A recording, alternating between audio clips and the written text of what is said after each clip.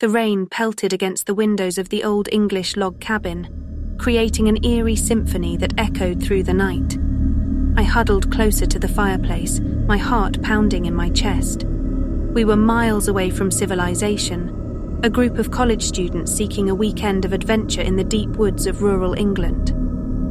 The cabin had an unsettling aura, its walls seeming to whisper secrets of the past. As the night wore on, laughter and camaraderie filled the cabin, but I couldn't shake off the feeling of being watched. Jenna, my best friend, noticed my unease and handed me a steaming mug of hot chocolate. "Relax, Sarah," she said, trying to reassure me. "It's just the storm playing tricks on your mind."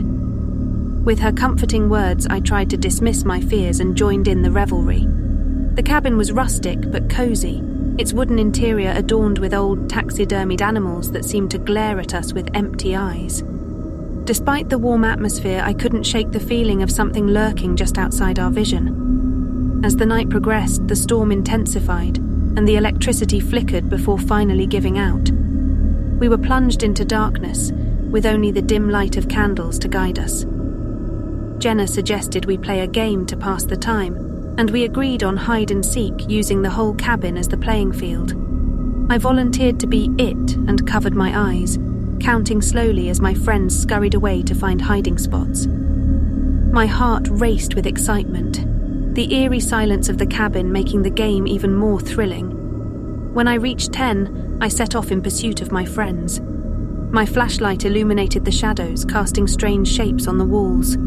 I searched each room, my pulse quickening with each creaking floorboard. But as I explored, an unsettling sensation crept over me.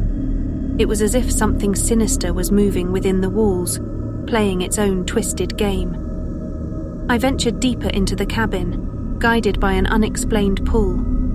The wooden floor seemed to groan under my weight as I ascended the stairs to the second floor. There I discovered a small hidden attic door at the end of the hallway. It was slightly ajar and curiosity got the better of me. With a trembling hand, I pushed the door open and climbed the creaky steps into the dark space above. The air was musty and filled with the scent of decay. I shone my flashlight around and gasped in horror. The attic was filled with an array of dusty, forgotten toys. Old porcelain dolls with cracked faces stared back at me, their glassy eyes hauntingly lifelike. Rusty tools, broken mirrors, and moth-eaten clothes surrounded the dolls like offerings to an unseen presence. A cold chill ran down my spine as I heard the faint sound of children's laughter echoing in the darkness. My heart pounded in my throat as I stumbled backward, ready to flee the attic. But as I turned, my flashlight flickered and died, leaving me in complete darkness. Terrified, I fumbled for my phone to use its light, but even that had no battery left. Trapped in the blackness, I could hear footsteps approaching, but they weren't human. The floorboards creaked under the weight of unseen entities, and the laughter grew louder, more sinister. With trembling hands, I reached for the attic door, desperate to escape. But just as I touched it, something icy cold grabbed my wrist, pulling me back. My heart raced and a scream choked in my throat.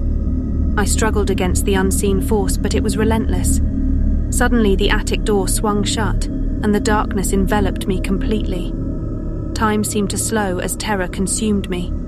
I called out for my friends, but my voice was drowned in the darkness. The next morning, the storm had subsided, and the cabin was bathed in sunlight. My friends discovered me unconscious at the foot of the attic stairs, my face ashen with fear.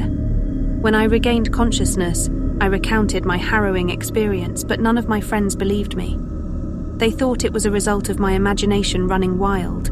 Yet to this day, I can't shake the feeling that something malevolent lurked within the shadows of that log cabin in England. I wonder if it's still there, waiting for the next unsuspecting group of adventurers to cross its path, never to return.